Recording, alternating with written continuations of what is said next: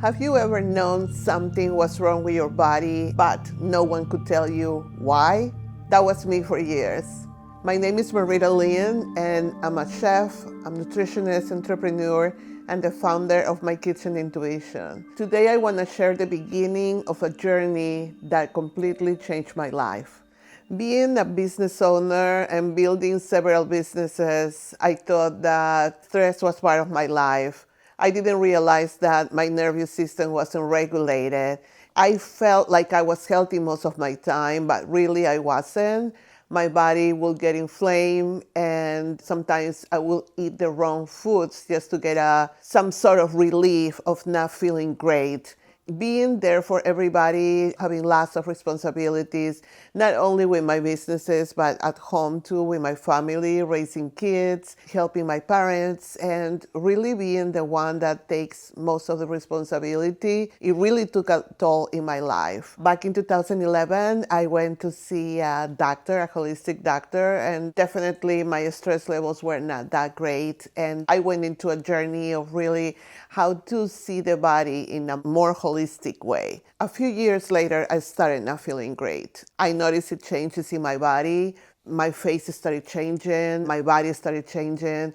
And even though I was a nutritionist and eating the right foods and exercising all the time, I was not losing weight, I was gaining weight, and I just couldn't tell why. A symptom that I have was sleep apnea, not really sleeping right at night, and I didn't really know why was that. I went to several doctors. I thought it was my nose.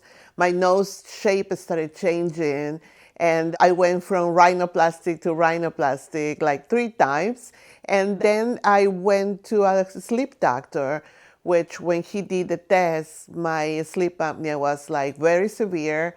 I would say now, severe sleep apnea. That was really taking a toll in my life. Going to a primary doctor, my EKG wasn't normal, but then going to a cardiologist, the cardiologist said everything was fine. Things were really not working out for me, and I just couldn't tell why. And most importantly, I couldn't get an answer. Doctors didn't really know what was happening. I got several diagnoses. And I just thought that it was all a result of my stress, but it wasn't. It was really something that was found out later on when I took a trip to my country, Peru. Even though I was really searching for answers with many doctors, amazing doctors that were really trying to help me, I learned one thing, that you have to be your own advocate when it's about your health. You really have to investigate and do your research and really work along the doctors and look for a solution if you really want to get one and feel better.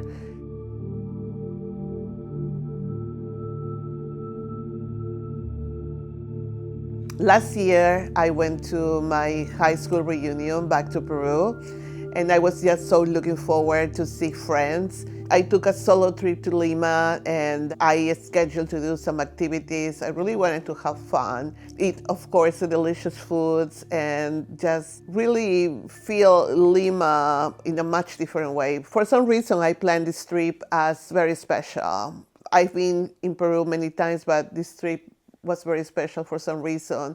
I scheduled a trip back south of Lima, had an amazing time. I did some snowboarding. When I came back, I met relatives, and finally my friends from school came. We had such a really good time, and for some reason, late at night, I had something that went on to me. I got sick. I think I ate something wrong that didn't go well with me, and I got dizzy and I fell.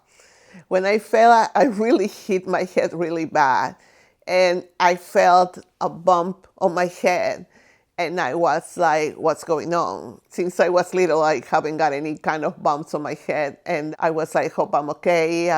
For my relatives in Peru, it was not a big deal. Actually, one of my cousins were massaging the bump to make sure that goes back into a saying. And they were telling me not to worry, as long as I have a bump, it meant a good thing. Doesn't mean that nothing internal was going on. So I'm like, sure, I just kept going.